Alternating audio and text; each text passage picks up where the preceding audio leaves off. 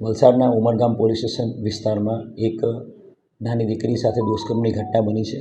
ઘટનાના 1 કલાકની અંદર જ આરોપીને ચાલુ ટ્રેને ભાગતો હતો ત્યારે એને પકડી પાડવામાં આવ્યો છે. આ બનાવ અનુસંધાને ભારતીય ન્યાય સંહિતાની કડક કલમ 65(2) મુજબ ગુનો દાખલ કરવામાં આવ્યો છે અને પોક્સોની કલમનો પણ ગુનો દાખલ કરવામાં આવ્યો છે. આરોપીને પોલીસે 1 જ કલાકની અંદર રાઉન્ડ અપ કરી લીધો છે.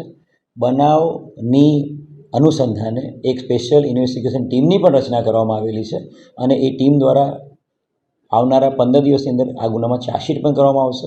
હું મીડિયા મિત્રોના માધ્યમથી વલસાડની સમગ્ર જનતાને અને ઉમરગામની જનતાને નમ્ર અપીલ કરીશ કે કોઈપણ પ્રકારની અફવાઓ કે સોશિયલ મીડિયા પરની કોઈ અફવાઓના ભોગ ના બનશો અને એના દ્વારા તમે કોઈ ગેરમાર્ગે ના દોરાશો.